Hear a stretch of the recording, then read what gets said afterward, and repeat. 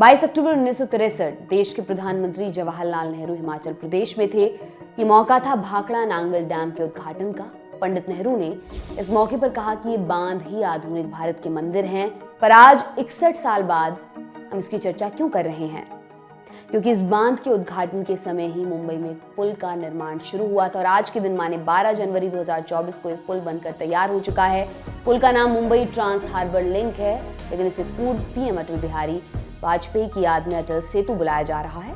तो आसान भाषा में आज समझेंगे अटल सेतु क्या है, इसे बनाने के पीछे क्या मकसद है, इसे बनाने में 60 साल क्यों लग गए और इससे पर्यावरण को क्या नुकसान हो सकता है।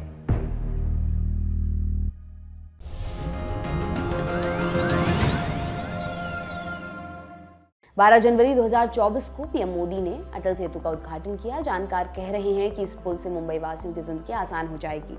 ये पुल मुंबई के सेवरी से रायगढ़ जिले के चिरले के बीच की दूरी 15 से 20 मिनट तक ला देगा।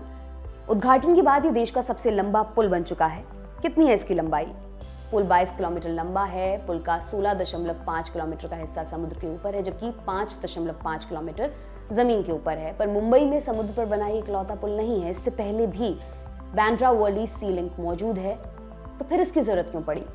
मुंबई की आबादी 2 करोड़ से ज्यादा है और हर साल इस संख्या में कुछ ना कुछ इजाफा हो ही जाता है। अब आबादी ज्यादा है तो गाड़ियों की संख्या भी ज्यादा होगी। नतीजा, मुंबई का ट्रैफिक हो जाता है आउट ऑफ कंट्रोल। इस वजह से यहाँ सी ब्रिज की जरूरत महसूस हुई। ये तो हो गई जरूरत की बात। अब समझते हैं इस पुल को कैसे बनाया गया और बनने में इतना टाइम कैसे लगा, कितने पैसे खर्च हुए, आदि इत्यादि। बात शुरू होती है 60 के दशक से। बंबई से लगी खाड़ी यानी बे और मेनलैंड के बीच एक पुल बनाने की सोची गई।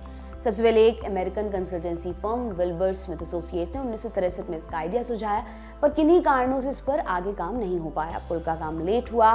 फिर आया 90 का दशक और सरकार की नजर फिर से इस पर पड़ी। इसके लिए टेंडर्स निकाले गए साल 2006 में। 2008 में अनिल अंबानी की रिलायंस इंफ्रास्ट्रक्चर ने इसकी बोली लगाई और जीत गए। पब्लिक प्राइवेट पार्टनरशिप यानी पीपीपी के तहत रिलायंस इंफ्रास्ट्रक्चर को ये ब्रिज 9 साल 11 महीने में बनाकर तैयार करना था। उस समय इसकी लागत थी 6000 करोड़। पर ये पीपीपी मॉडल क्या होता है? हमारी सरकार के पास एक निश्चित बजट होता है, उसमें कई सारे प्रोजेक्ट्स पर काम करना होता है, मसलन एयरपोर्ट, रेलवे, हाईवे, पुल, डैम आदि बनवाना। किसी भी देश की तरक्की के लिए इस तरह के भारी भरकम इंफ्रास्ट्रक्चर की जरूरत होती ही है, तो सरकार को पैसे की कमी होना भी लाजमी है। इसलिए सरकार इसे डेवलपमेंट प्रोजेक्ट्स में निजी क्षेत्र की हिस्सेदारी के जरिए फंड्स को जुटाती है। इस तरह देश में निजी क्षेत्र को बढ़ावा मिलता है, साथ ही विकास के कामों में तेजी आती है। इसे ही पब्लिक प्राइवेट पार्टनरशिप या पीपीपी मॉडल कहा जाता है। वापस आ जाते हैं अटल सेतु के कॉन्ट्रैक्ट पर। 2008 में अनिल अंबानी को कॉन्ट्रैक्ट तो मिला, लेकिन कुछ महीनों बाद अंबानी की कंपनी ने प्रोजेक्ट से हाथ खींच लिए। इसके बाद टेंडर पे टेंडर, बिडिंग पे बिडिंग हुई, पर प्रोजेक्ट जैसे वहीं का वहीं रुक गया। फिर इसे बनाने वाली नोडल एजेंसी को बदला गया। अब जिम्मेदारी Mumbai metropolitan region development authority MMRDA के पास आई। आगे बढ़ने से पहले समझते हैं नोडल एजेंसी किसे कहते हैं। हर राज्य में किसी भी प्रोजेक्ट या योजना के लिए किसी एक डिपार्टमेंट को नोडल एजेंसी नियुक्त किया जाता है। माने ये एजेंसी सरकार की तरफ से पूरे प्रोजेक्ट का मैनेजमेंट देखती है। आमतौर पर सरकार का ही कोई विभाग होता है, कभी कभी प्राइवेट संस्थाओं को भी नोडल एजेंसी के तौर पर नियुक्त किया जाता है। वापस आते हैं पुल के किस्से पर। यहाँ से काम ने थोड़ी रफ्तार पकड़नी शुरू की। MMRDA ने इसके लिए जापान की agency Japan international corporation agency JICA के साथ एक अग्रीमेंट किया। इस अग्रीमेंट के तहत JICA पूरे प्रोजेक्ट की लागत का 80% फंड करने पर सहमत हुई। इसके अलावा बाकी का खर्च केंद्र और राज्य सरकार को मिलकर उठाना था। पूरी डील और टेंडर की प्रक्रिया दिसंबर 2017 में पूरी हो गई थी और 2018 के शुरुआती दिनों में काम भी शुरू हो गया। अब समझते हैं इस पुल का निर्माण कैसे किया गया, क्या क्या लगा है इस मेगा स्ट्रक्चर को बनाने में। इस ब्रिज पर सुरक्षा के लिए 400 CCTV कैमरे लगे हुए हैं। साथ ही समुद्री जीवों के लिए एडवांस लाइटिंग की गई है।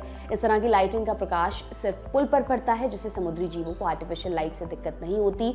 इस पुल को बनाने में कंक्रीट का जमकर इस्तेमाल हुआ है। कंस्ट्रक्शन साइट पर कंक्रीट पहुंचाने के लिए ट्रकों ने जितने चक्कर काटे हैं, उतना अगर सीधे चलें तो धरती से चांद तक पहुंच जाएंगे।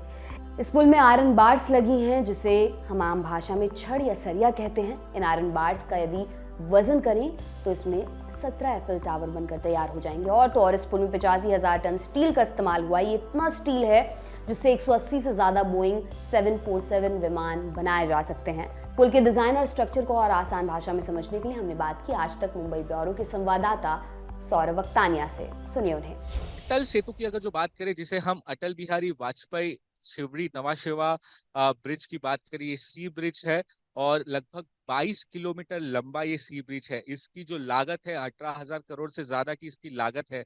और सबसे महत्वपूर्ण बात, जो साउथ मुंबई का हिस्सा है शिवड़ी का, वो सीधा नवा शेवा नवी मुंबई को जोड़ता है। अगर आम तौर पे इस पूरे डिस्टेंस को अगर आपको तय करना है, ट्रैवल करना है, तो लगभग 1.5 से 2 घंटे का समय आपको लग ही जाएगा। लेकिन अब इस ब्रिज के सहारे आप सिर्फ 15 से 20 मिनट में वहां पर पहुंच जाएंगे। दूसरी सबसे इंपॉर्टेंट बात कि 22 किलोमीटर लंबा ये ब्रिज है, लेकिन 16 किलोमीटर से ज्यादा का हिस्सा यानी कि 16.8 किलोमीटर का जो हिस्सा है ये पानी के अंदर है, यानी कि समुद्र के अंदर है। जो बैंड्रा वाली सी लिंक है उससे भी 4 गुना लंबा ये ब्रिज है और ये अपने भारत का सबसे बड़ा समुद्री ब्रिज है। अब इस ब्रिज की अगर जो बात करें तो इसमें बहुत सारा सीमेंट इस्तेमाल हुआ है और जिस तरीके से इसके अंदर लोहा इस्तेमाल हुआ है वो भी बहुत ज्यादा है। L&T टाटा ने मिल के, जो जापान की कंपनी है, उनके साथ टाइप करके इस पूरे ब्रिज को बनाया। इसकी दूसरी एक सबसे बड़ी जो बात अगर जो मैं करूं, जैसे ट्रैवल टाइम तो ये कम कर ही रहा है, लेकिन एनवायरमेंटलिस्ट ने इसके ऊपर काफी ज्यादा सवाल उठाए थे। अब माइग्रेंट बर्ड्स वहां पे आते थे हर साल, फ्लेमिंगोस जिसे हम कहते हैं। साथ ही वहां पर बहुत ही इंपॉर्टेंट इंस्टॉलेशंस है, जैसे भाभा ऑटोमिक रिसर्च सेंटर है, पावर स्टेशंस है। तो उन सब को भी वहां पर बचाते हुए ये ब्रिज को काफी ज्यादा बैरिकेटिंग की हुई है, सीसीटीवी कैमरेज लगाए हुए हैं। साथ ही जैसे आए दिन आजकल हर सीजन में, मानसून सीजन में मुंबई में जो है तूफान आते रहते हैं, तो वो तूफान को भी सह सकता है, हाई टाइड को भी सह सकता है। बाजू में जो पोर्ट है वहां से बड़े बड़े ब्रिजेस भी निकल जाएंगे और इसलिए ये ब्रिज अगले 100 साल तक इस ब्रिज को कुछ नहीं होगा, इतना मजबूत ये ब्रिज है। एक आवाज जरूर रिसेंटली उठी थी कि इस ब्रिज का एक साइड का टोल 250 रुपया रखा गया है। तो काफी विरोध इसके ऊपर हुआ है, जिस पर सरकार ने कहा कि इसको प्रपोज 500 रुपए का टोल किया था, जिसे हमने सीधे घटा के आधा कर दिया है। तो अब जब कल से ये ब्रिज शुरू होगा, देखना होगा कि कितने लोग इसको पसंद करते हैं, कितने लोग इस पर ट्रैवल करते हैं। क्योंकि जाहिर सी बात है 250 रुपया टोल काफी लोगों को सही नहीं लग रहा है। पुल का पूरा तियापाचा आपने समझ लिया। आसान भाषा में आप समझते हैं इस पुल से किन लोगों को फायदा होगा, टोल कितना लगेगा। MMRDA और JICA के मुताबिक इस पुल से शहर के सेवरी और चिल्ले के बीच की दूरी आधी हो जाएगी। अभी सेवरी से चिल्ले के बीच की दूरी 38 किलोमीटर है। पुल से ये दूरी महज 16 किलोमीटर तक सिमट जाएगी, यानी इस रास्ते से ट्रैवल करने पर आपके 60 से 90 मिनट्स बचेंगे। इसके अलावा चिल्ले से एक सड़क मुंबई पुणे एक्सप्रेसवे में जुड़ती है। इस पुल पर एलिवेटेड कनेक्टर्स लगाए गए हैं जो अभी तक अंडर कंस्ट्रक्शन है। इसके पूरे होने के बाद मुंबई से पुणे, लोनावला, अलीबाग और गोवा जाने वाले लोगों का सफर आसान हो जाएगा। साथ ही नवी मुंबई में बन रहे एयरपोर्ट से चिल्ले की दूरी 14 किलोमीटर है। अटल सेतु से एयरपोर्ट जाने वाले लोगों को भी सहूलियत मिलेगी। की बात हो गई आसानियों की। अब बात करते हैं इस पुल पर लगने वाले टोल टैक्स की। इस पुल पर चलने के लिए आपको 250 रुपए का टोल टैक्स चुकाना होगा। अब तक इस ब्रिज पर किसी पब्लिक ट्रांसपोर्ट वाली बस की घोषणा नहीं हुई है। कितनी स्पीड लिमिट है? मुंबई पुलिस ने बताया कि 4 व्हीलर, मिनी बस और 2XL व्हीकल की मैक्सिमम स्पीड 100 किलोमीटर प्रति घंटा निर्धारित की गई है। ब्रिज की चढ़ाई और उतार पर स्पीड 40 किलोमीटर प्रति घंटे से ज्यादा नहीं होगी। मोटरसाइकिल, तिपहिया वाहन, ऑटो और ट्रैक्टर को इस ब्रिज पर आने की अनुमति नहीं है। पुल का पर्यावरण पर क्या प्रभाव पड़ेगा? मुंबई एक तटीय शहर है, समुद्र से सीमा मिलती है। यहाँ की आबादी का एक बड़ा हिस्सा मछली पकड़कर अपना जीवन चलाता है। लोगों का कहना है ये सीलिंग जहाँ बनाया गया वहाँ फिशिंग जोन है। आशंका जताई जा रही कि अटल सेतु बनने के बाद न सिर्फ बायोडायवर्सिटी पर खतरा है, बल्कि मछली बेचकर जीविका चलाने वाले लोगों पर भी संकट आ सकता है। आप इस पर क्या सोचते हैं, हमें कॉमेंट बॉक्स में जरूर बताएं।